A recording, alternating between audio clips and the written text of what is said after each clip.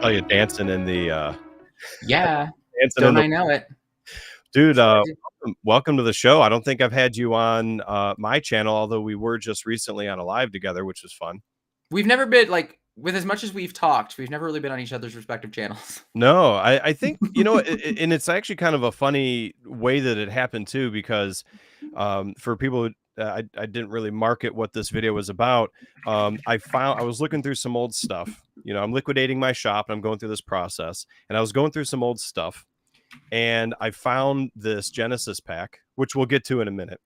But I was like, I know somebody from Genesis. Why don't I reach out and let's crack this pack together and have you kind of, because I know nothing about the game, and like just have you tell me a little bit about those cards. And Right? found some other promos. And so that's what we're going to do today. We're just going to have a little casual chat and look at some cards. But yeah, so there was like no plan really. So I think it's just kind of a fun little way to get this done.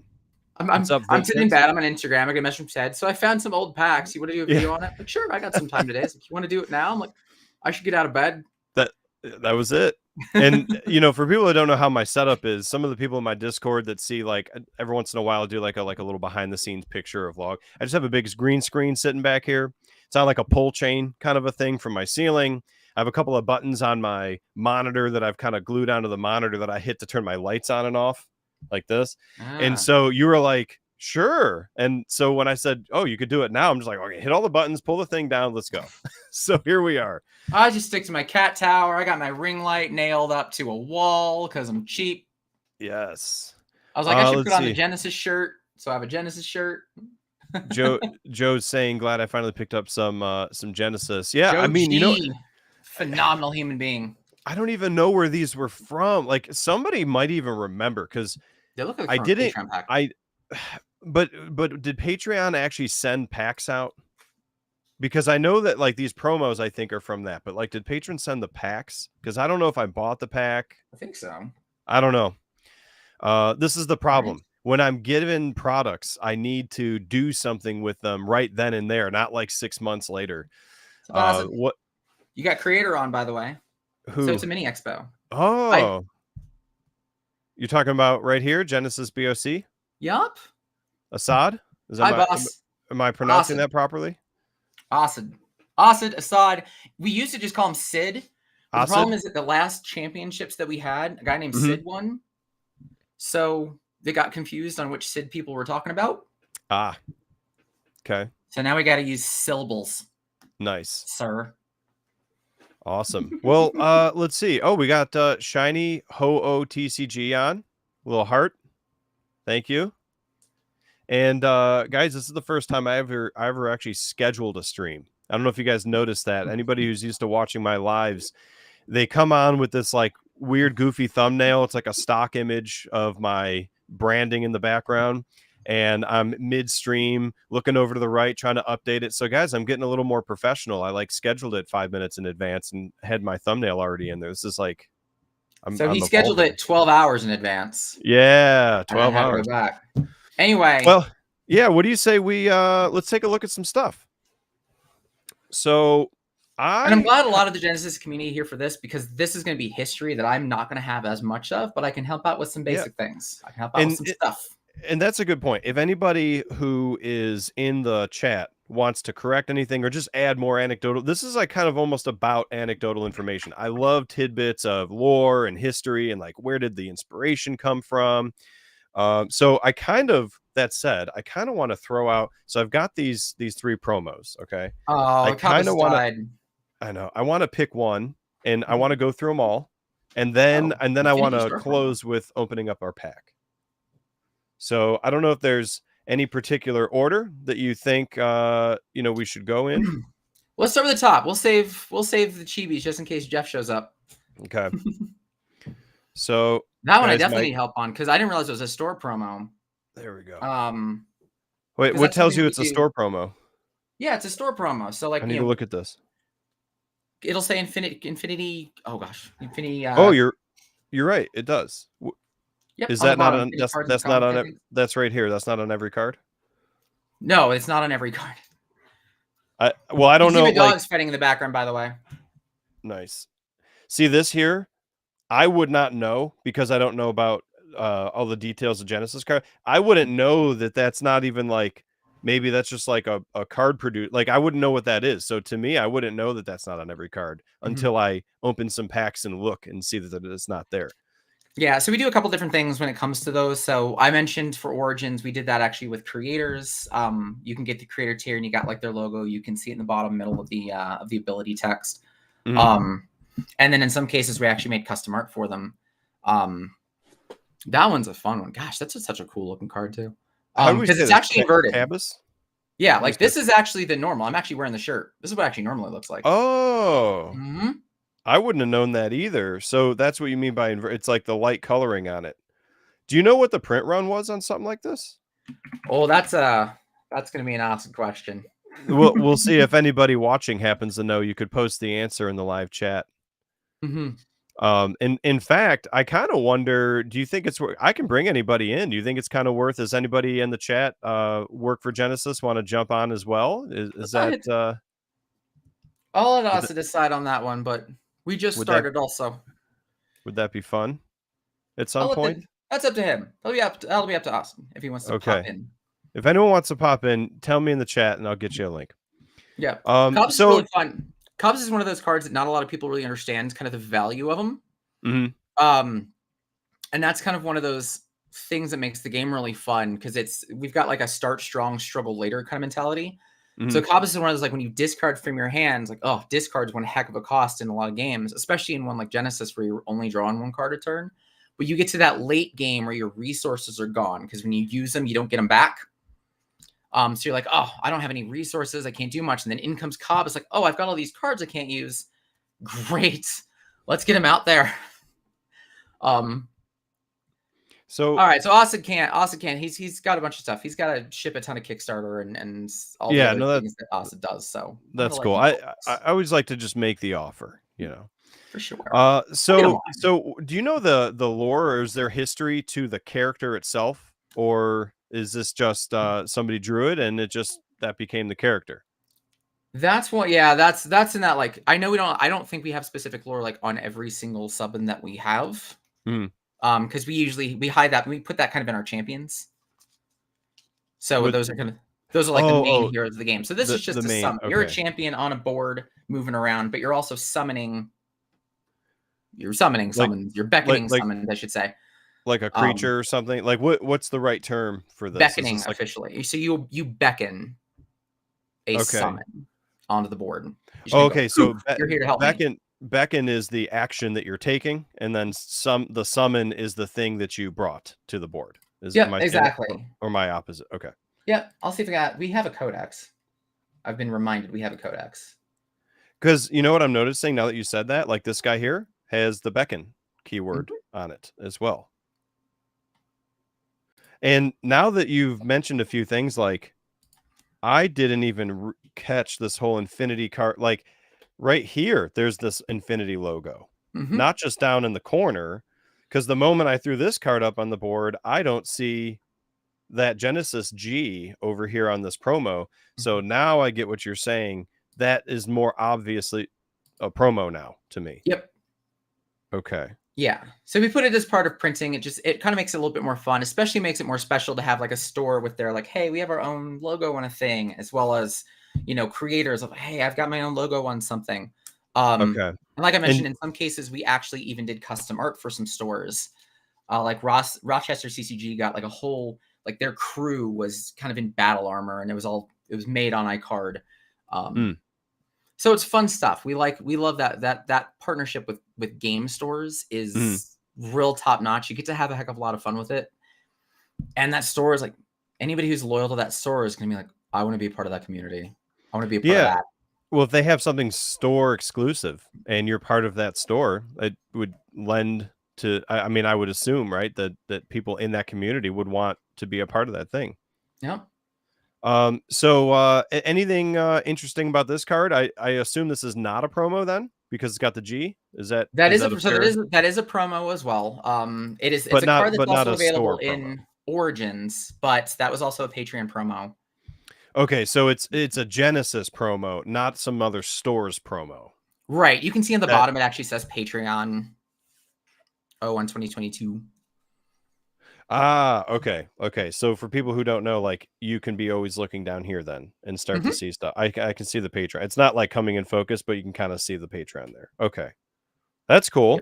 Yeah, so it feels like you got a Patreon pack is what you got. Yeah, no, I feel like I remember because there was a time earlier on in the channel when I wanted to be getting cards, from other TCGs. I backed a lot of TCGs and Patreon for some TCGs and collected some stuff.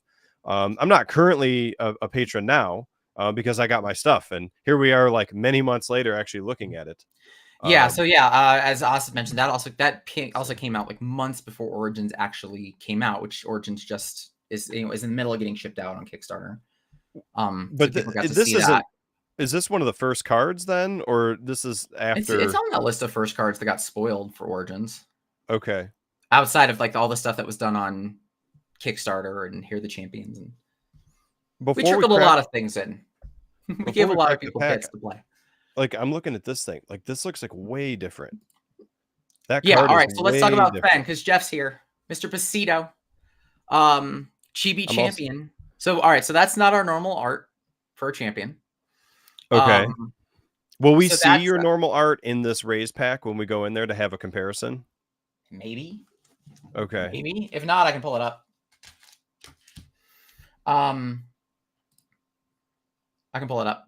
But yeah, so we Jeff Pasito is an artist who does, he does art for various card games, and then he does kind of like he does chibi versions of things. Mhm. And we love the work so much that we actually went and we printed it. You got it on the front, you also have it on the back. That's the way that kind of champion cards are printed for us. You've got the front that has all the abilities. But if you want to flip it over, like if you know the champion well enough, you know their abilities, play with that full art card. So yeah, we took that artwork. He's done it for all of the champions. And darn near every origin cards that's come out because he's having a lot of fun doing it. But yeah, we made a card. We made a whole series for him that people get their hands on also.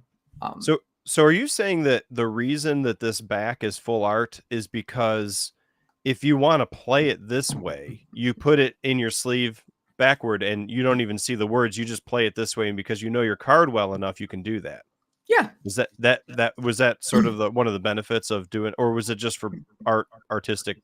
I mean, you get both benefits out of it. So like Okay. if you've played that champion enough, if you've played Feng enough, Mhm. you know their awareness, you know their health and aura. You probably have that tracked somewhere else. Mhm. You know they can swift attack for 2. You know they have a fire shield. After enough games, you have that memorized. So like, hey, I'm gonna flip it over and I'm gonna just play the full art card. Let's appreciate the full art when you can, right? Yeah, no, I mean it's cool because like when you don't have full arts, you don't get to see like what is the rest of this.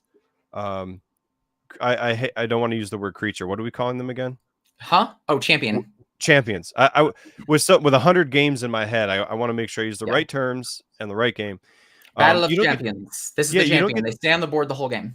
yeah, and you don't get to see the full champion though, like because you have all this other stuff. So I kind of like the idea. I like being able to play it this way if you want to. So I'm gonna be weird with the camera so you can see the actual art. We'll see how well this focuses. Okay. So this is the so actual art. that's the chibi versus the actual. Yeah, so this is the actual art that we do. And usually when we have a set, we give 2 artists kind of a crack at it. We do I don't know if this is intentional, but we do a profile shot, which is kind of what this is. And then we have an action shot. So this is done by Philip. I'm trying to get it as zoomed in as possible for people, but then I have this light. Bam, there we go. Yeah, so these are the same character in a pack, in a like a box or whatever. As you open packs, you can get either of these. It's the same exact card. You just get two different versions of the art: action shot, profile shot. Nice. So that's the same with like Odara. Odara profile action, Idris profile. Oops, I don't know. I don't have another Idris. I have to figure that one out. Raha. Someone's saying that it can also be used as a token to keep track of abilities on the stack. Are we saying? Oh, that's what they use their full arts for. Got it. Okay, that's cool. Yeah, you could do it that way. There's a lot of things you could do. In the full earlier sets, full art and text version were separate cards. New players got full arts. So when new players got full arts, it confused them. So we put them on the front and the back. That's cool. Yeah, things you learn. I learned. Yeah, It's well, flexibility. yeah, I mean, the only thing I'm thinking is like, I guess in like competitive play, you just got to make sure that you have solid colored backed sleeves, so that way you can't tell what card you have, and that I think would solve it, Yeah, for the rest of it. right? Yeah, I But mean, yeah, I I mean, think so the thing is even in, like champions are never pulled from the deck. They're on the field. You choose one. So they're kind of like okay, it's like an identity card game. Like you okay, pick an identity similar to like Netrunner, where you literally pick an identity, or Flesh and Blood, where you pick a hero. And then you build a deck around that hero and their specific abilities. So in this, you've got 2 champions on a board. You've got X number of champions on a board because you can do that. So in this case, one person could play Feng, another person could play like Idris or Raha. I like Jeff's definition. I don't know if Jeff knows I'm Magic, like decades of Magic. The second I saw Yeah. Commander, I'm like, got it. Okay. No, Yep. So that's cool. Yeah, and Mhm. that's just my lack of understanding because we have not yet done our how to play Genesis video that would be cool to make, We'll and get then there. I'll learn a little bit more then. We will get Um, there. so what do you think? Should we crack this pack? See Let's what's in crack the there? pack. Let's talk about the pack. So Okay. yeah, Raze. So there's actually a couple sets prior. Alpha Beta, Welcome to Jalora, Mm-hmm. Raze, Jalora Second Edition, Origins. And for those of you who are like haven't heard and be like, oh my gosh, that's a lot of sets. I'm way far behind. Don't. Jalora Second Edition, which is the set previous to Origins, is kind of a love letter to the first bunch. Mm-hmm. So it was a lot of cards that were kind of. It started out small for a reason. I like to just joke like testing in production. But yeah, so they took, kind of best the best, awesome the awesome, brought it together into Jalara Second Edition, and some of the cards you'll see in Raze, you'll see in sets you open even now. Got a giant scorpion epic, nice. Just That's for us showing to know the game. So what's Haunted Castle? Is that owned by or what's the affiliation? So Haunted Castle Gaming is kind of the publishing group, right? Just Okay. like Magic the Gathering is not the name of the company; it's Wizards of the Mm-hmm. Coast is the name of the company. So that's what it is. Haunted Castle is actually named after, if I remember right, it's Osset's middle school, which looks like a castle and was haunted. That's where the name came from. Okay. So the name of the company is literally, essentially how how he called his middle school. So the Haunted Castle is owned by the owner of Genesis. No, Haunted Castle Gaming is just the name of the company. Haunted Castle, it was named that. Oh, was it college? Whatever it was. No, Whatever but I'm he named it saying, but the after. company, the company Haunted Castle A owns company, Haunted Genesis. Castle Gaming, is owned by Osset. Osset created a game called Genesis Battle Champions. That's what I wanted to verify. Okay. Yep. I went too far. I was like, the name is, and here's what the name is. The history of the name is cool school. too. I mean, like for anybody who watches a lot of my, I love going back in time and like where'd the idea come from and what's your inspiration. No, I'm down with that. I just wanted to make sure that these weren't two different companies. So the person that owns Genesis also owns the company Haunted Castle Games, because they're kind of one and the same. It's like to your point, Magic and Wizards of the Coast is kind of one of the same. Yeah, but I mean, like when you do that, it lets you expand. Yeah. So yeah, because you could add more. Because I think Wizards of the Coast, don't they have like I think I have a box over here where it's like I'm gonna butcher the name. It's something like Kids of Wizards of the Coast or something, and they make Magic spin-off games. And I don't know if they're technically owned by Wizards, and it's like the Kids of Wizards owned by Wizards, or if Hasbro just owns them both. But they're using Magic and they're making like spin-off games. So yeah, but that lets you. I mean, that's why you tend to have company names that are different than the game names. So that way, if you expand, you're not confusing anybody. You're not confusing. If you get into like investing or whatnot, you're confusing that. So you're definitely not confusing for tax purposes. You're not confusing for a billion things that come with. Yeah, that makes sense. Like, hey, we're Genesis CCG Incorporated. Check out Genesis, the not card game. Sorry, we didn't plan ahead. Do you recommend I cut this? Or is this I can rip it pack? Okay. Well, I don't know, because I've had some games where you like have to cut it. I don't know. I got to pack a Raze. I can. Oh no, I got it. It worked. It worked. Okay. Okay. All right. So let's see. I don't remember. I have no clue pack order on this one. So Okay, I'm gonna bring back. We talked Bring about back the tower. Yeah, I'm having focus issues, so we're gonna use my tower. And any particular order, or should we just go like back to front, front to Back to back? front. I don't know the the layout yet. Here, let's go like this. I'm gonna do like this. Okay, so we have a Tempest Sphinx. Yeah, let me see. So like I said, there's not going to be probably like too much lore about summons and whatnot, but How do I know the rarity? Do you'll you see it down at the notate very that? bottom. It'll straight This up guy? say common. Oh, okay. Here, let me get that close to the camera. This is the thing with streaming. Like, I have to look through the camera. I can't. Okay, I see that it Yeah, says right. common. Got it. Okay, so blue is the color going to change then too when the Yeah, so it'll be blue, green for uncommons, gold for rares. okay, and I'll set our cards I over think here. red for epics in Raze. I haven't really opened a lot of Raze. I came in afterwards. So we have another common, Dark Dark Loa. Loa. I haven't seen all of these. That is some cool. You know what's cool about this art to me? I know art's subjective and everything. Nobody has to agree with me and everything, but it looks like it's in motion. Like I'm getting the feeling of the and I've never seen these cards before, so I'm just giving you guys like my instant gut reaction.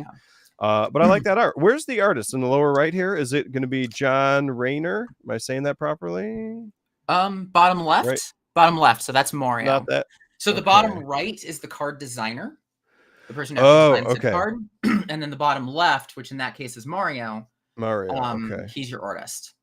Okay, well, nice work, Mario. I just wanted to give a little shout out to the artist there. Oh, get used to that. That's been all of Origins lately. Yeah, the card's great, but oh my god, the art. Oh my god, here, actually, I'll do a little common pile over here. It's nice because we actually kind of have our artists on staff. It's not just commission after commission after commission. So we kind of you'll see a lot of the same artists, and you kind of get to see them grow over time and whatnot. And that's what's made it very fun. And it also lets us do things like, hey, we want you to do motion. We want to talk to you. And they get more engaged in the world that we've created. Yeah. Malik being merciless. That is like, I love the use of colors that pop against other things. So like the bright orange yellows and then the reds that are popping here with like all that dark background, and it's kind of a wicked looking creature dude there. Yeah, that's cool. Malik. He's actually one of the champions. Okay. But now his backing doesn't. So how do you know which ones have the back? Is it only the chibis?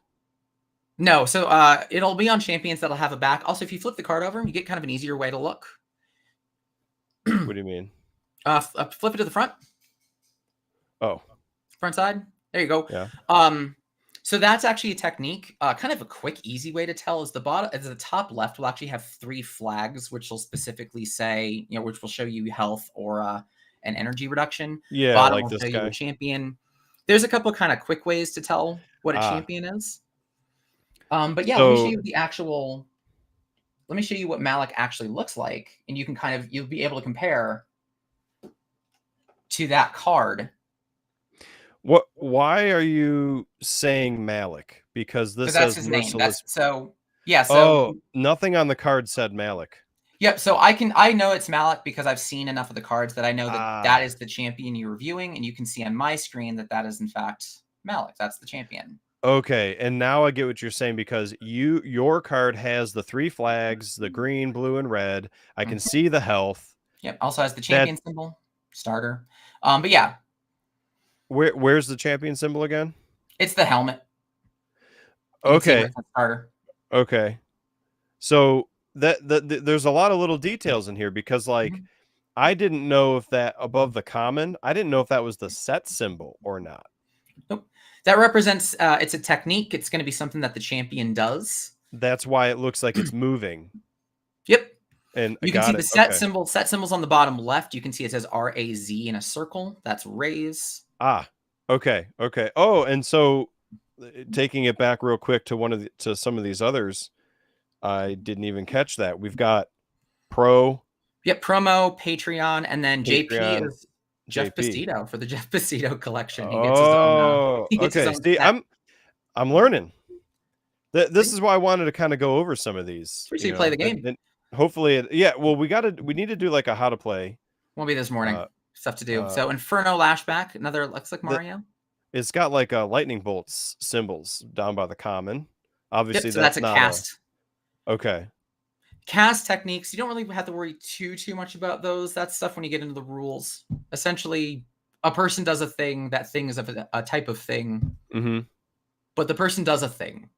Yeah. No, it's I like the way you're saying that. They do a thing. They do a thing. Like, let's break it all down. They do a thing. Oh, this is a different symbol altogether again. I don't even know what that is. Is that like a flame inside of like a star type of? That's your summon. That's a beckon. So we're bringing in the Draconis Vixen. Okay. So it's a fox. So that's a creature. You can see they have a health bar in the top left. They get health. Yeah. So, and it also has that beckon action. Here. So that's actually going to be a creature, a unit, a summon that is on the board, helping you, moving around, taking up space, becoming a problem. That's very cool. Oh, this looks interesting. Oh, and that's like an infinity symbol? Yeah. So Bruce, this is Genesis Battle of Champions. I don't remember what the infinities are. I think those are alterations, things that happen on the board. So in again, Genesis, it's a grid-based game, right? So you're on the board, you're moving things around the board. It makes sense that you can do things to the board itself, not just the creatures on it. So that's in fact a trap. You can see it says as a trap, place the library gates on an occupied spot. So it's like, boom, you're on the spot. Now you got a trap. Now you are in fact bound by the library gates. And then there's a trigger that whenever a champion leaves it, they discard a card. So your champion is here. Your champion, I don't want your champion to like move, jump, leap, do whatever. I want him to be there with a cost. If he tries to leave, trap. No, it totally makes sense, and that's why the trap would have life to it, because you could actually destroy a trap. Yep. So I wanted to answer Bruce Lee's question over here. This is Genesis Battle of Champions. There's the logo there, kind of on the back of the card. Sorry, my camera's not focusing in. And yeah, because and this is we're on a different channel. I don't know that I've ever done a Genesis video, so anybody watching from my audience may not know. This is Genesis. So I kind of like that. We've talked about this. I like when cards move on the board. It's not something you see common, right? Like in Magic, you don't have to do that. It's just another vector, because now you have to positioning becomes a thing. I love watching the cat. Yeah, speaking of movements, I got plenty of movements on my you've got screen. 3D. You've got oh, dude, that gives me an idea. You know how they eventually like 3D chess became a thing? It was like chess. Oh my god, I remember those things. What if we had three-dimensional card games that move on a board? Yeah, like I don't know how you'd have to do that, but that'd be wild. Just an idea. Just, pretty wild. We got game creators that watch this and everything. We're happy with playing with the dungeon crawler idea right now. That's what we're enjoying. We got to yeah, well, we got to cut it off at some point too, because we could just dream forever about stuff that just doesn't, but that's what I do. I like to throw crazy ideas out there every once in a while. 3-dimensional game board. Yeah, 3-dimensional game board. I want to see that next. Okay. So we have a Martial Sentry. So this appears to be, wait, let me do it. It's a beckon. It's a creature that you've summoned because it has health, but it is not a champion. Correct. Yes, I'm learning. Okay. Yep. So you can hang on the board. You can see up the top. The top in the middle is the awareness. That's the area. Those are the squares that he can affect. These guys. Okay, so now, this is how I operate. You may have said that 3 times, and it just went over my head. No, I saved it for this time. Okay, but I cannot retain too many new things at once until I start the domino effect of I have to start understanding the first few. Now that I've been able to sort of even just basically identify some of the types of cards, understand like, okay, there's the health. Now you just introduced to me the movement of the board or spaces that I can move on the board are depicted on the card. Never even caught that. My normal job as a trainer, I know how to. Okay. I know the way it works. I can trick stuff in. So your board, obviously, like the whole board isn't here, right? Like your board isn't 3x3. Yeah, no, we're just showing us. The board is 5x6. Okay. There we go. Constructivism. Speaking of, he's my other podcast buddy, Tom, instructional design tips. So he knows how this works. Nice. So talk me through the board like real fast, because I want to understand how this icon with the 3x3 and the Sure. two reds, I want to know how this applies to the actual game. Like, what does Sure. that mean to me in play? Yeah, should be. We can do that. I'll do it with this. We're just kind of Yeah, we'll imagine just that do there's a like a grid. super fast version because Yeah. we still want to get through the Yeah. Well, imagine that there's a grid, right? Mm-hmm. You have your champion. This is Kareen. She's your champion. Okay. I've got summons on the board also. Same thing. So my 5x6 grid, basically you're looking to attack from positions of advantage. The way that's done is through direction, distance, awareness, all of that. So Okay. it's not just where am I on the board. So this little, the gray, Mm-hmm. which you can see better on yours, that's not only where you are, that's the direction you're facing. Because part of the game is you're moving around the board and you're also rotating. Let me stop you for a second. When you say the gray, do you mean that the gray arrow at the bottom? That arrow. Mm-hmm. Okay. Because I'm also a very literal person. And when you said that, I thought for a second you meant the entire gray box, including all the squares. You're talking so about that if arrow. he does his attack, those are the gray, or those red dots represent the squares that he would be able to affect. So he cannot go to the right. He cannot go to the left. He can move. He can move. Like, so at the start of a turn, a creature will move. So we'll do it this way. I'll do an example, right? We'll do an example. Here's my board, all right? This is you. This is you. You're Baruch on the bottom. This is Kareen. You're on, this is the champion you're trying to hit. Okay? Baruch's turn. Baruch can move. Okay. Get in front of, and the job that he has, you can see Baruch can only hit in front of him. So and let me actually even break this down slower for a second. He can move up, down, left, right. He can move up, down, left, right. He can also, any one of those, he can also rotate at the same time. I'll show you why that matters in just a sec. Okay. But we're going to do this in pieces. I'm assuming that's the direction he's pointing, but I don't know if that's true. Yep. Okay. And I'll show you why that matters in just a sec. So Baruch moves in front. Kareen is in front. He can hit in front. He can now attack in front. He can attack Kareen. Right? And he can do that according to this card. He can do that up to 2 spaces in front. Yeah. The Marshal Sentry can be a space back and still hit Kareen because it's 2 spaces up. But I'll show you, since we're talking about it, what makes the tactics element of this fun is this is where we're at. Move. I'm in front of Kareen. The thing is that Kareen's awareness, you can also see, is also right in front of her. So Kareen, if she has the ability to, by doing this movement, Kareen can actually hit back. And if the Baruch dies before his attack actually goes off of the stack, he dies. The attack doesn't go through. Kareen wins.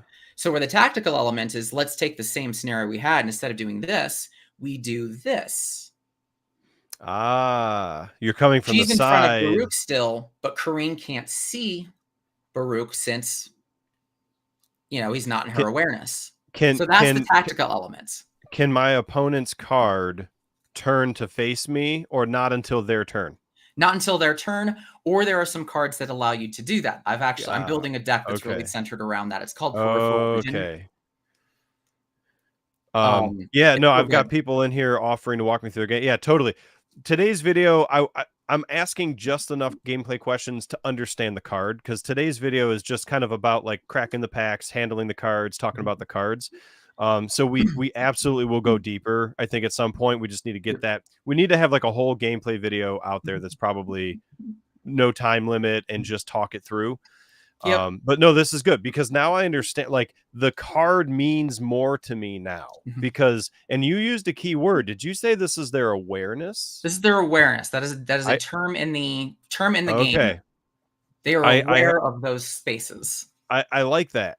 I like awareness because now that informs me better that this is not about where they can move. It's about where they're aware. If you're not aware, then you cannot affect or attack the other spaces. So your awareness are really these 2 red ones in front of you. Yeah. So as the board gets more creatures on it, gets more things on it, you're not only able to attack squares, you're actually able to use that to defend squares. I can put a creature behind to defend a square that I know makes this other character vulnerable.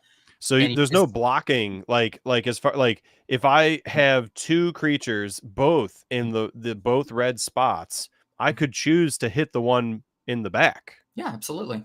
I don't have to like hit the one in front of me first because I I'm aware of both. I can affect both. Yeah, he's got a ranged Okay. attack. He doesn't have to do this. He can do, I don't know how exactly he fires, but you know, he can. So a non-ranged attack would just be, I guess, just one red.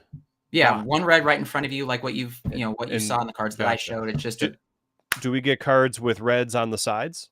oh yeah, oh yeah. Okay. Let's move on. Let's see if we Yeah, get let's move any. on. I don't know if Let's there's crank any in through. here. So we got Fury. Fury. Yeah, this one's an Okay. area attack, so it hits everything. Now, how come it's not red all around its whole awareness symbol up there? It's an area attack of the 2 squares. So unlike the Martial Sentry that only hits one of those dots, one of the two. Fury Got hits it. both. Okay. Now, because and that's area of effect. But if you had, I don't know if there's any cards where the whole thing is all red dots. That would be there are some all red and area of effect, not just one. That would be there are some that are close. Crazy. You got Demon's Rage is pretty close to that. Rogue Tornado, I think. Almost be like a grenade. Do you guys have anything like that? Like a grenade? We added landmines, land magic. Oh, here's a perfect example. Here we go. Look at that. What a card to get. Can I ask you a question though? Yeah. I understand that I can affect to my left or my right, but how come my gray arrow that represents me, how come I'm in the middle? Why because couldn't you just define that by being at the bottom too and still have the red left and right? Yeah, but like we have it on 3, it's an easy templating thing. Okay, so and we have cards that can affect behind you. My question is that placement's not functional. That's just we're just putting it in the middle of the symbol. Yeah, but there are some effects that like can affect things behind you. Then those would be functional. Then you would need, like if you had a red in front, behind, left, and right, you would have to put the gray triangle in the middle because you would need to represent all of that. Yeah, exactly. Okay. Yeah. So it's an easy templating thing. Here's where you are. Here's the area around you. Sidestep's a wonderful one because this is what makes this adds a whole new holy crap dynamic because you're not looking at an attack anymore. You're actually looking at evasion. So this is one of those. So if you read the effect, it literally says as a swift action. So like at instant speed, move to a spot in sidestep's awareness. So you were literally sidestepping out of the way. Here comes a creature who's going to hit you for real big. And then boop, you can sidestep in response. I wonder if we should have been doing something like this the whole time. Probably. I'm not that important. I was just thinking more because I want to focus on the product, on the card, you know? Yeah, no. Yeah. I am way less important. Neither one of us are that important. People are, if they're watching, it's because they want to see the cards. Yeah. So that gets into, that introduces evasion into the game and being able to include that into your deck and saying, all right, I know that I'm putting a lot of my efforts into things that maybe make me vulnerable. The way I'm going to counter that is by evading and getting the heck out of the way. And cards. And I've been noticing these are all commons. Are there a guaranteed uncommon or rare or something like that in each pack? Yep. Okay, so at some point we'll get to something. Yep. What a funny one to have right afterwards. That's Stable footing. Other champions or summons cannot make you leave the spot you occupy this round. So you're like locking them in place. Yeah. So there's some cards that say like if you get hit by something, then you get pushed 1 square back, which sucks. If you swung, they hit you with something that pushed you back. Now you're swinging into dead space. Stable footing is saying, no, I'm right here. I'm right here. I'm still here. And we've got Jeff in with the assist, letting us know that Swift is an instant. Yep. So you create a stack. So cool. I do an attack, and then there's response phases. So you hit me for 6. I'm going to sidestep out of the way. Stuff like that. Cool.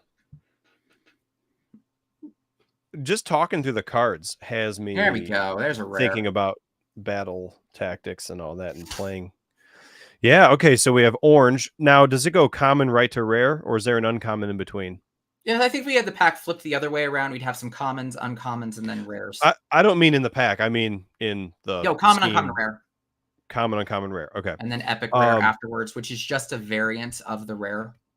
Okay. So there are four rarities in total? 4 rarities effectively in total.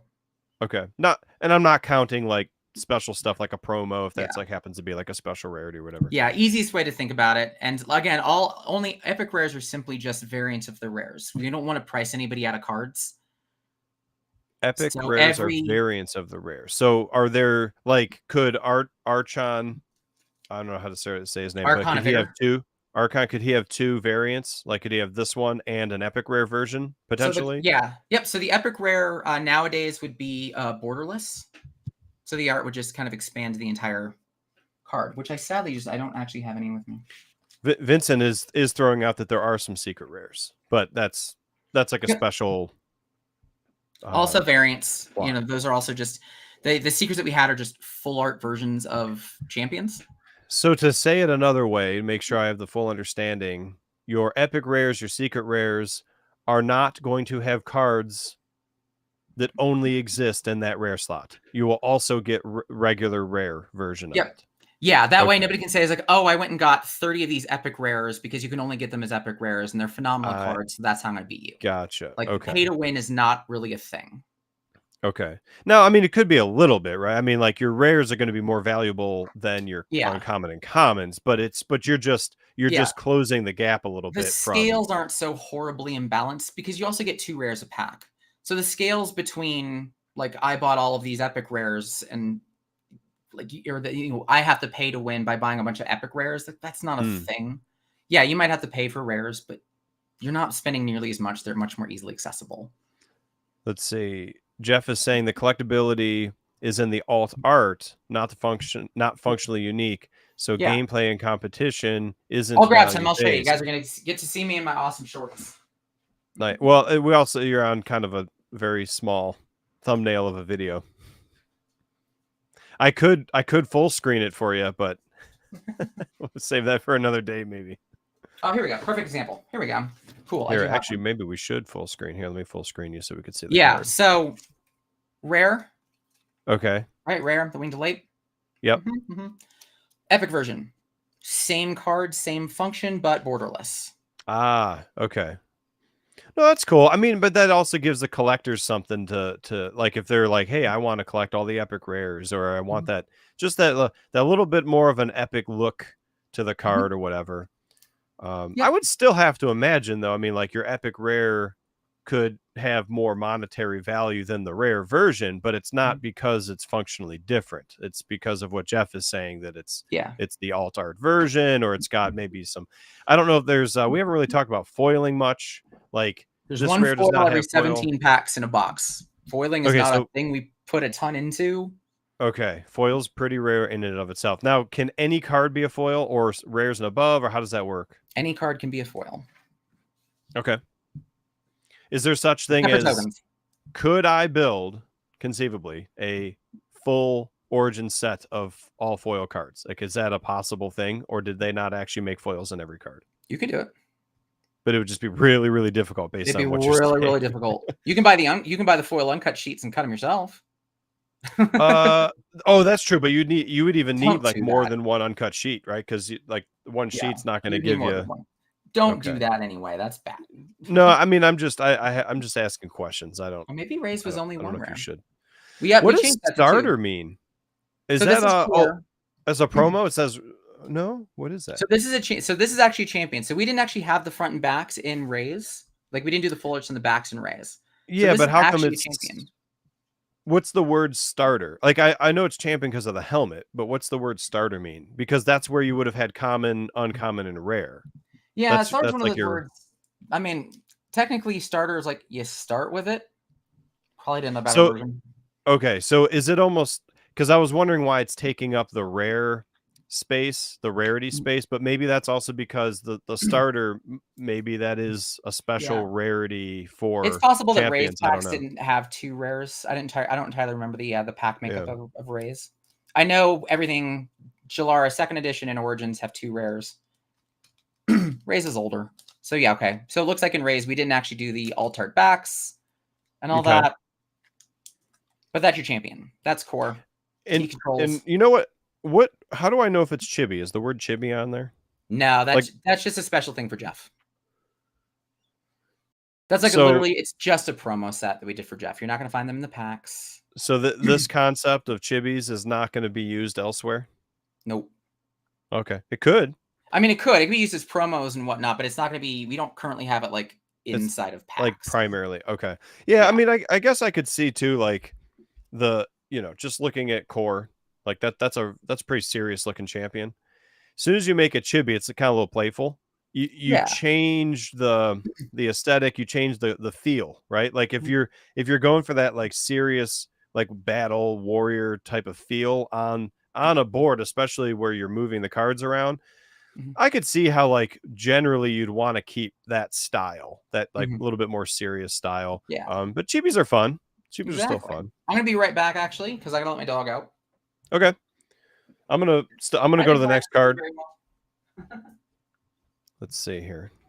Actually, I think I can go like this and put Joey away. Oh, we have a rotate. You may rotate. And I think we did actually talk about that. So, if you needed to move or not move, but actually turn one of your cards, this might be one of the ways you could do that. Peripheral vision. There we go. I'm going to bring rotating. It back. Yeah. So that's cool because we just talked about, oh, this is actually the first uncommon that I've not seen that, like it's almost like a neon green kind of a color. I've not seen that yet. That's cool. No, I love this. I'm building a deck currently around somebody whose entire function is to put ice walls in front of her. Name's Minot. So she puts ice walls in front of her so that you're giving away your in from the front. So naturally, all you can do is come and flank, right? Like I showed you with that example of rotating coming from the flank. And then it revolves around that card because that kind of creates a false sense of security, right? Oh, I'm at your flank. You can't hit me because you can only see in front of you. No. And then I can do a whole bunch of stuff in response. You're giving your strategy away. Huh? Oh, they still have to deal with it. Now we have to figure. Yeah, but we can think about it ahead of time. Let's see. I was gonna ask, how do I know how many of these can fit in my deck legally? Oh, let's finish this pack and I'll explain that. That's a whole other concept. I'm just curious if there's a symbol on the card. There actually is, and that gets into what makes this real fun. Oh, and still vigor. Ooh. Oh, I hate this card. I love that red. I hate this card. Look at that red, though. Now, I will say, like in person, there is more definition around the red components. Not that for whatever reason the camera's not showing. There's like tons of lines like in here. You just get this red blob. Yeah, it's just the camera just doesn't want to process. Like red's actually one of those weird color frequencies to process anyway. But yeah, no, that's nice. I like that art. Yeah, it's like a little creepy dude too. Yeah, target. I think summon in front. He gets 2 health. The next attack they do hits 2 damage. Good old diabolical roar. That's our last card. So there's Core again, the champion that you pulled, the same guy. But now he's in a cast kind of position. He is doing he is casting something. He is doing a roar that is making a champion discard a card. Got it. Okay. Nice. Target champion is his awareness discards a card. What does that mean? His target champion in oh, I got it. I had to reread it. The card that's within that space that he can affect, those red dots. Yep. So Core, you can see Core has his own awareness that's right in front of him, but that's for his own abilities. This is a cast that is going to look at Core, the champion, which is the card below. Yeah, so I mean, this isn't Core or whatever, but like it would be that red dot. Yes. So wherever your champion is, 1 square in front of it. In this case, wherever your champion is this time, you actually get to affect one of 2 squares in front of you. Why do I have an awareness symbol here when this itself is not actually the champion? It's saying it's coming from the champion. So it's Oh, okay. So so that awareness should match the champion's awareness. I'll go ahead and grab Core. No? You've got him down on the bottom, right? Oh yeah. Here we go. Okay. So yeah, I'm just like, why does Core's awareness for this affects the dark attack that he has in Mobius. Like, so if you were to use either of those 2, that's the awareness that's Core's awareness for those 2 abilities. Diabolical Roar is going to come from Core if you were to use it, if he were to use that. But Diabolical Roars affect its awareness. That technique's awareness, so that spell's awareness is in fact 2 in front of them. It would be like saying if there was a Diabolical Roar row, a 3rd row down here that said action, Diabolical Roar, but yet this one now has different awareness. Yeah, something along those lines. Similar concept. Yeah. So like, I'll show you here. Obviously, you're not augmenting the card though. It's just a cast. So yeah, it's just a cast. It's like a thing that comes from the champion.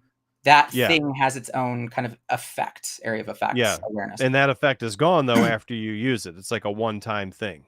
When I think of casts, I casted like a spell or whatever. The spell's gone after I've used it. Yep, exactly. I'll show you another one if you want to make me full screen real quick. Yeah, let's go here. There we go. So this is Sudden Vengeance. It's one of my absolute favorite pieces of card art in the game, by the way. Come on, focus, buddy. You can do it. I know these cameras. They don't understand. They don't. People don't know to jump from these kind of cameras to like the professional grade that have no problems is like exponentially more expensive. That's why we still deal with these. Right there you go. So there's the art. So it's so freaking cool. Dahlia, Rockstar. But you can see the awareness of this is actually you, then an entire row of nothing, and then 3 dots above. So you're actually taking somebody who is the row 2 in front of you. And the effect is you're actually moving to a spot adjacent to a target in one of those 3 dots. And then if you do that, you deal 6 damage to that target. So you're literally kind of leaping into that spot and kind of sideswiping them as you kind of cross them, right? That's kind of the action effect that's happening, which is what you can see in the card itself. Yeah. You can see her just kind of sideswiping as she swings across and she lunges across. That's cool. And if you were directly in front, like on that particular card, there was no effect there. Because so if the champion was directly in front, Sudden Vengeance has nothing to target. Yeah, that swipe is almost like far reaching, so to speak, to the point where it actually doesn't even affect the directly in front of you. Yep. So yeah, it is moving your champion across the board. It is saying you are here now, but you can only affect way the heck far out there. Card's nuts. It's real good. The origins art's so good. It's not even fair. Very, very cool. How do we pronounce the set again? Raze? Am I saying that right? This is Raze. Yep. Raze. Okay. So you were asking. So now that we've opened them all, you were asking about how do I know how much is legal? Yeah. So do we need my camera down facing, or can we go back to? Yeah, I got it. It's just a button. Just do the button. Do the button. Get me back to the card. Okay. So there we go. Even better. So unlike most games where you have like a card limit. Sorry, hold on. There we go. I'll let you figure this out. Bam. That's what there we go. I still wanted you on there. Okay. Yeah. So unlike most games that have a card limit, like Magic has 4, Flesh and Blood has like 3 pitch card costs, things like that. You've got a limit of a number. The way that Genesis works is actually in terms of power level. So think how like miniatures works, where you actually have a power level for kind of your army. You have a power level for, in this case, your deck. Okay. So there's 50 cards in a deck. 50 cards is the constructed deck. You've got 250 power level effectively to work with. In our game, we call it chi. You can see, if you look at Diabolical Roar, there's a banner we haven't talked about. On the top right here? Yep. This see that piece? 3? Okay. We don't need core. Up go top there? Yep. Okay. So that 3 is effectively its power level. It's the chi. So for that one card, when you have 250 power level and 50 cards, you effectively have 5. The average is 5 per card, right? How is it that a champion doesn't have a power level? Nope, that's a pure deck thing. The champion has different types of resources. You can see in the top left, they've got a health, they've got aura, which is like a pool of money. So think of it like a pool of money. You'll start with all of it. When you use it, it's gone. That's it. And then your deck is also a resource. So anytime you see that energy symbol as a cost, you're actually milling from the top of your deck. That number that you see, that 1, is a reduction of that cost. So if it says mill 3, core would in fact mill 2.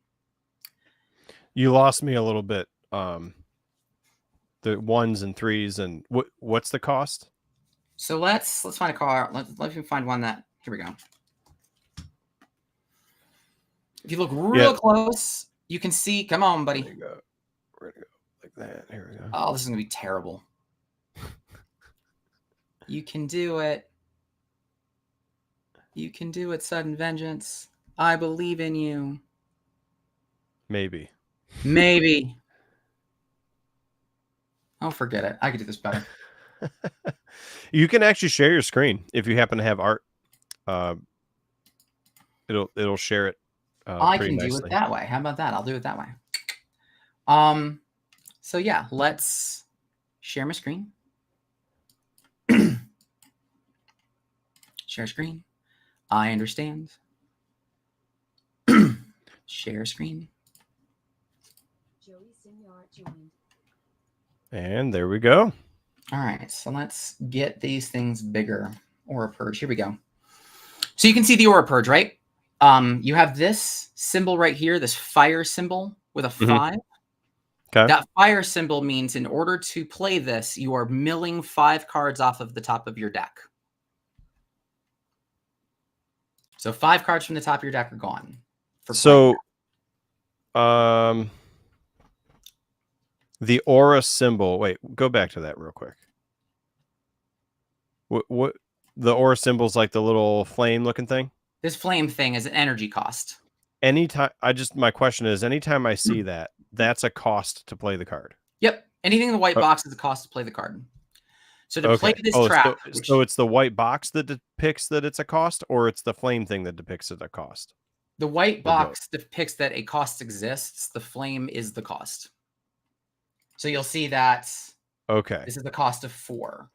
This is an aura of 3. Or you can exert you as a cost you exert your character. Oh, the symbol changes because the thing that you spend changes. Yep. Everything in the game is a resource.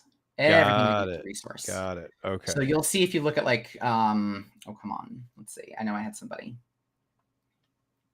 Okay. So Kareen actually has discard 1 and spend 8 energy as a cost. Got it. Now I'm following you. Right? Yeah. Okay. The white box is the fact that there is a cost, and then you're going to start putting stuff in there to tell us what the cost is, and then the symbols help you identify what type of resource it is that you're spending. Yep. What pool am I pulling from? And then up here, this is actually an energy reduction. So that card that I saw that you saw, the card that you saw that milled 5 cards, if Kareen used it, it would actually only mill 3. When you said energy reduction, I got confused. What energy? The energy cost. So I'll find one that. Here we go. Here's a good one. So it's a cost reduction. It's a cost reduction. Yeah, essentially. So in this case, I can spend 4. I can either spend 5 aura, 5 of my 130 aura, or I can mill 4 cards off the top of the deck. She has nothing to reduce that 4. It says 0, so nothing reduces that 4. It's always 4. Now I follow you a little better because, like, real quick, if I look at my own example up here, when I saw this, like this 1 energy reduction or whatever, when you were doing your math before, I was like, wait a second, why is it cheaper? Yeah, it's essentially a different pool of resources that you're pulling from. Different things pull from different pools. Pool of mana is like a better analogy. Yeah, no, I mean, we don't even have to say mana or money or anything. We just say resource. It's just a resource, right? But you could have a champion that is like high in reduction up here. If you, for whatever reason, if you designed your deck in such a way that you're relying on your champion making stuff cheaper because you have a lot of expensive stuff in your deck or something like that. I mean, just spitballing here. No, exactly. That's essentially kind of how you think about building it. But getting back to what we were originally talking about, which is how the values work. So in this case, we've got Water Warp. It deals 5 damage to everything in the 3 squares that are in front of you. That's a massive effect. It is also very expensive. As well as it has another effect that moves those targets, moves the things, or that moves you to somebody that was hit. That's a beast of a card, right? Well, you're paying 20 aura. Where does the 20 aura come out of? Is that your champion's aura? Yep. So every champion has a set. So you're draining your champion a little bit. Yep, you're draining your champion. Time. So in this case, Tasha has 90 aura. She comes in with all of it. She never gets it back. Can you have more than one champion? Huh? Can you have more than one champion on the board? No. I mean, when your champion's aura goes to 0, does your champion die? Yeah. No, when your champion's health goes to 0, your champion dies. So your champion's aura could go to 0, your health could be full, your champion's still alive, you just can't use aura anymore. You've spent it. But you've got, I mean, but that's when you come into things like you have life can be a cost. Energy can be, like your deck can be a resource. Life can be a resource. You've got other things that are resources outside of aura. Right. Yeah. No, I'm kind of I'm doing this thing where like I'm drilling in and then coming back out and then going in and coming back out to sort of change my perspective of high level to low level view to understand it. But no, I think I'm following you. Yeah, so you try to spread the resources around, but going back to that card specifically, so that card, is a hoss. You use a lot of resources to do it, but it has 8 power. It's got an 8 kind of power level.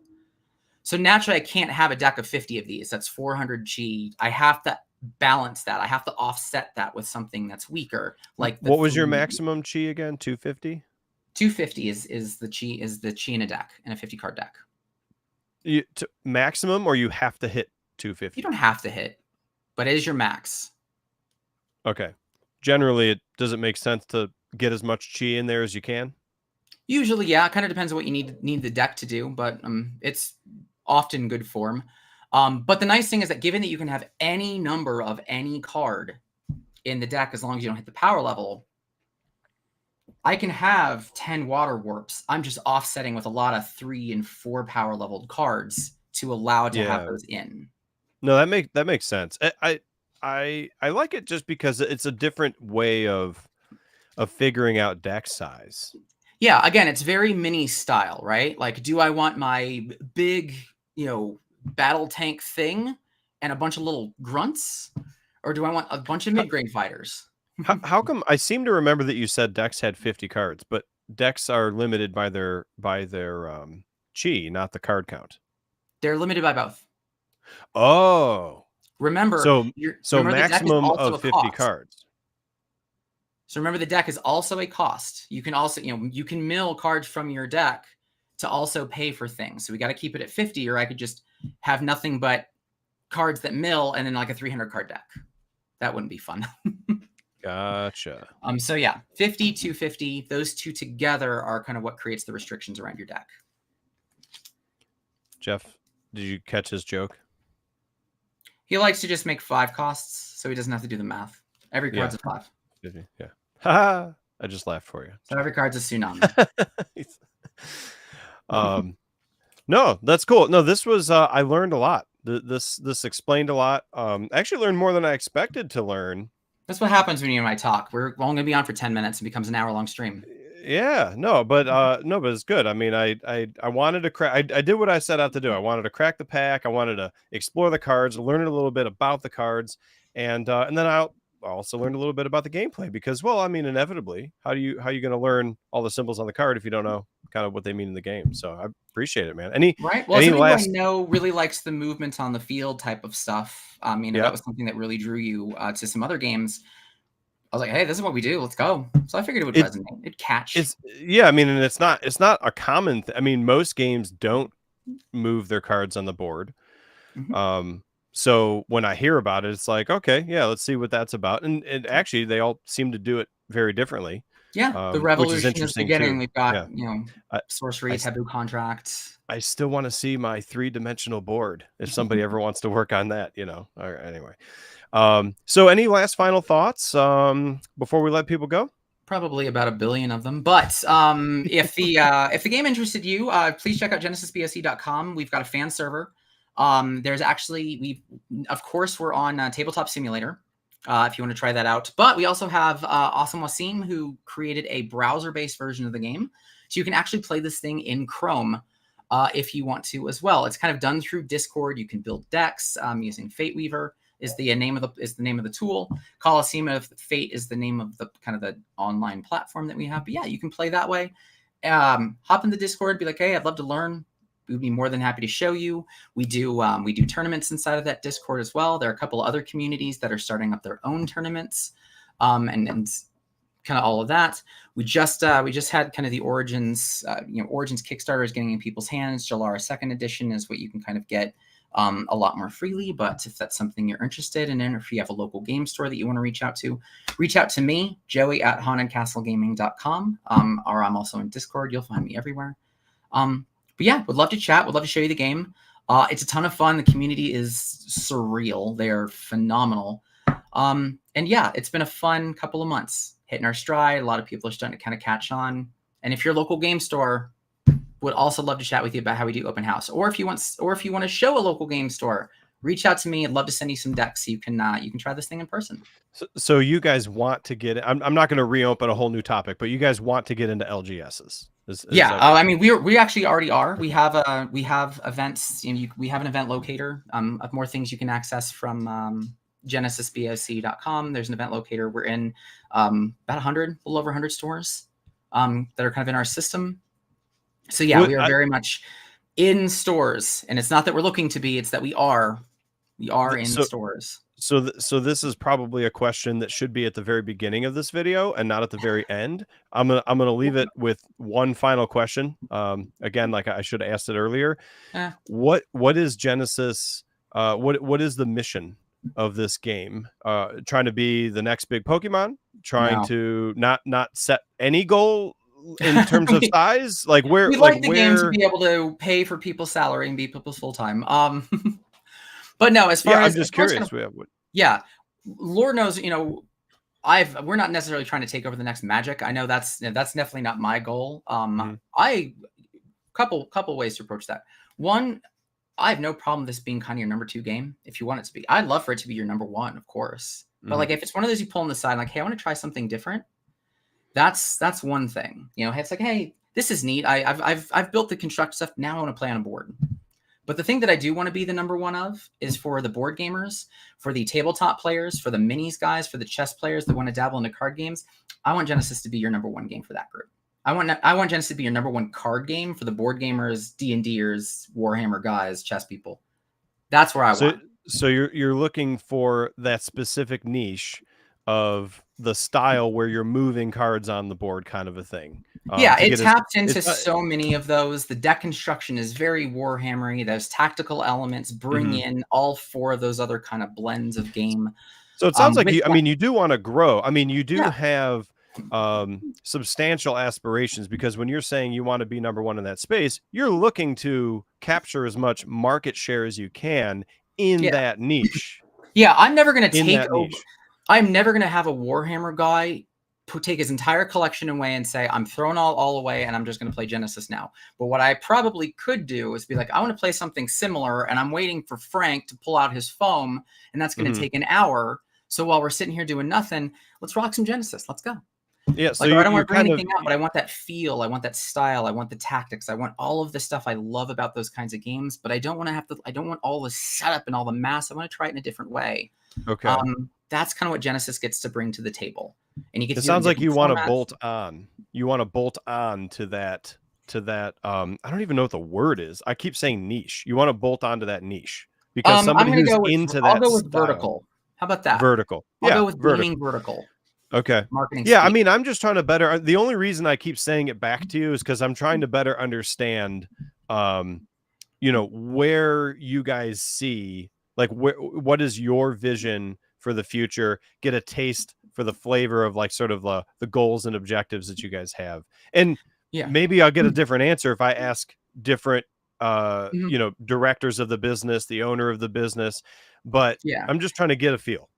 As far as how I want to introduce new people into the game, the company's aspirations, they've naturally, Asad's got all of the plans down the road, and those are things that not even I know kind of everything for. I've learned a little bit more. I was like, oh, I see. But as far as me, I don't want to introduce you to all of that anyway. Like, I didn't even want to introduce you to every aspect of the card. I don't want to I'm not going to give you here the 17 things or whatever we want to do.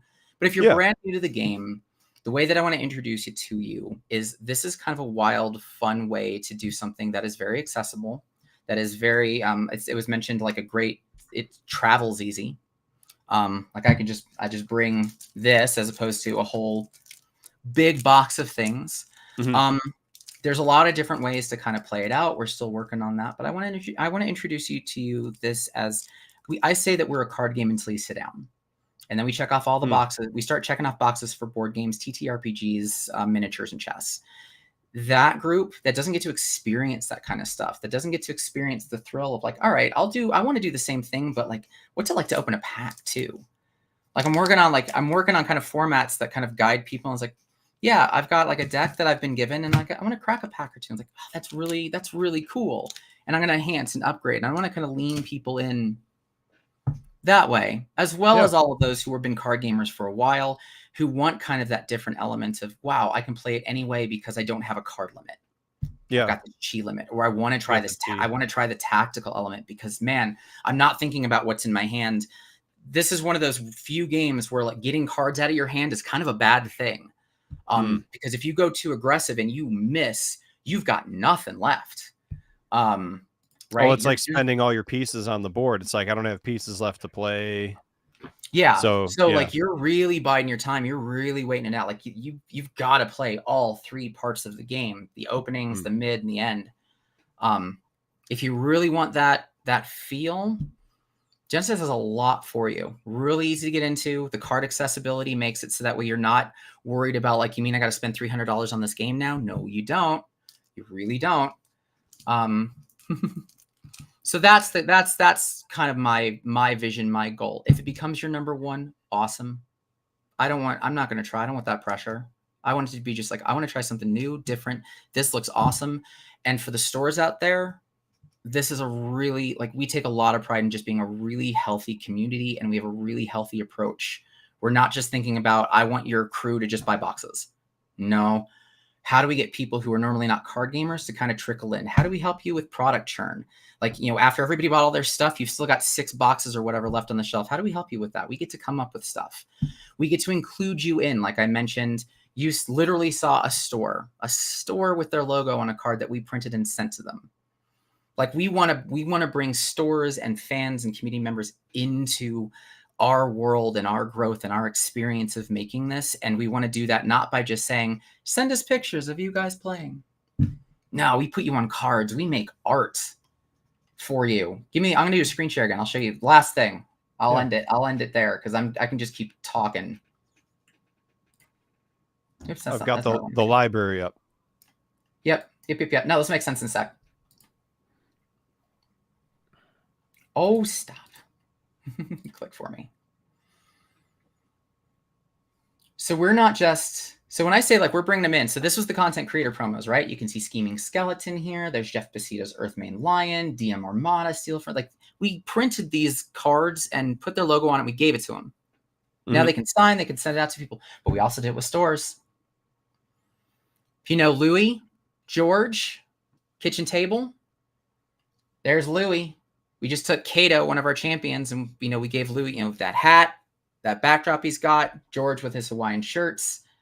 Heads or Tails gets the Gargantuan Rabbit. You can see Yoda's data. They're out in Germany. They've got Tsunami. They got their logo on a card. We printed these and gave them to them. We gave them spoilers. Here's Rochester. I love Rochester's. This is their crew. We put them on a card. It is printed. Those are fun. Are those the full art version? Is there like the other side of the card where is there mechanic, or are they all sort of full art? They're all just full art. Yeah, we did 2 versions for Dragon World, Longma. Well, they're both Longma. It's both same card. Which, by the way, Longma is actually a horse, but this is Dragon World, so dragons. Yep. But that's another one of the that's the kind of stuff that we want to do. That's the kind of stuff that we take a lot of pride in. Of watching a store get a spoiler is almost more impactful than seeing somebody with thousands of subscribers who doesn't know the game get a spoiler. It's a difference between our community knows exactly what this is and our community gets to be a part of this. And we have 6 subscribers and nobody knows who we are, but we were chosen to be a part of this epic, awesome thing that the entire Genesis community is going to come to us for, versus this card's pretty. I like the art for it. I think the game's good. I don't know. I think this is about $100. There's your spoiler. Have fun, Genesis community I don't talk to. Something doesn't feel right with that. Yeah. And I'm not saying that's everybody, but that's what I like. You get into that desperation for reach that I as a marketer, I don't particularly like. I like these experiences more. These are fulfilling. These feel good. It feels really good to be a part of this. And that's what we want to share with everybody. Well, it's going to be interesting to see how it turns out. I know, some of decisions you guys have made already, talking about the kind of capping off like the rarity thing, where you have like there's no special cards in those extra special rarity slots to help kind of drive down not having like that super high expense to getting one of those cards. We'll see how it all works, right? We have to give it time and kind of look back and see what secondary market does and primary market, and see if it kind of all works and aligns. I'm interested to see. I don't know the future, so I don't know what's going to come to pass. But all right, I got 1 minute. Interested. Vince is asking. I'm going to take 1 more minute. Vince is asking. I don't remember my entire pitch. It's been a while since I've had to say it. Okay. But since I ask everybody a 1 minute pitch. Right before you do the pitch, I'm going to say that let's end it on the pitch. Yep. I will remind people, because I want to end it on your pitch, not mine. I'm going to remind people I've got a TCG Expo coming tonight. It'll be 8 o'clock Eastern. And we've got 5 different games. You guys can actually go out to the channel right now if you're interested in seeing what games they are. I've got a quick 60-second video that tells you the 5 games and the time and like the sort of the format and everything. But every game gets 20 minutes. There's 5 of them. So we'll hang out for about an hour and a half to maybe 2 hours at max if there happens to be extra commentary, and we'll just have fun. So hopefully see you guys there later tonight at 8 o'clock Eastern. That's all I have. So if you want to kick off your 1 minute pitch, and then when you're done, we'll end the stream. You picked now to bug me? No, go away. Go away for 1 minute. Oh my gosh. Okay, here we go. I'm going to highlight you too. This is going to be real, but I feel bad. All right. 1 minute. Yeah, or less. 3. No, I got 1 minute. 3, 2, 1. There we go. So Genesis Battle of Champions is essentially a card game until you sit down. Then it starts checking off the boxes for board games, miniatures, tabletop RPGs, and chess. The way that's done is, instead of kind of other card games that have this big wonderland of wherever you can fit cards, you have a grid, a 5x6 grid, where champions and creatures are kind of on the board moving around, trying to attack each other from positions of advantage. So again, also unlike kind of the wonderland of it's just my face versus your face, we care about things like direction, distance, position, and awareness. And you move around the board until champions are defeated. Things that make the game especially fun is those tactical elements are very unique and very impactful. Like I said, once you're kind of in it, you're in board game tactical thinking, moves ahead of time and whatnot. So along with that, card mechanics are very interesting. Everything in the game is a resource. We're a start strong, struggle lighter kind of group. So you have everything now. You don't get it back. I really messed that up. I messed up my middle 20 seconds. That was pretty bad. How close do you have left? No, I don't actually. That's what I get for not practicing the pitch. Oh, okay. I was going to say, if you take 20 more seconds to see if you can close it. Yeah, I could probably close in 20 seconds. Now, now I'm off pass. So basically, it's card game, so you sit down. Here's how we operate on the grid. Attack from positions of advantage. Direction, distance, and position all matter. I'm trying to think of the other things I make sure to include. I don't remember, yeah.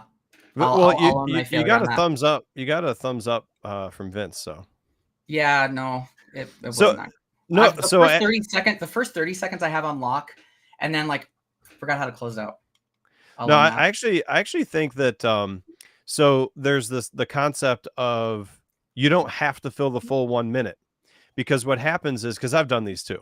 What happens is you get halfway through. I thought you made all the good points that you need to make after 30 seconds. I actually thought, I was like, oh, you actually covered everything you need to cover. Now you could just put a cap on it and end it. So thinking about it, make it like a race. You don't try to fill the 1 minute, just beat the 1 minute. And then I think you will, because you actually said it all. I think you actually gave a good, what do you want to call nutshell. Having fun, buying packs, buying product, involve the community, and probably pissing off your spouse. Terms and conditions may apply. Sure. So I think you actually covered it all in less than a minute. You just didn't cut it. Yeah, I probably could have ended it prior to. I really could have ended it prior to that. So yeah, I think you're like 30, 40 seconds in. I think I heard everything because all you're trying to do is plant a seed If that sounds interesting to someone, then they go further and research on their own. That said, everybody, that's what this whole episode was. We had a little fun, cracking a pack, looked at some cards, talked about some Genesis. I learned a little bit more about how to play the game. I had a blast. Joey, thank you so much for taking the time. I know we had some of the creators, some of the other Genesis folks online. Thank you all, and the viewers for sticking around with us up to the end. Cool. That's all I've got. Thanks for the time and giving me a good reason to get out of bed. Awesome. Take it easy, everybody. Thanks again, Joey. Peace. Cheers, y'all.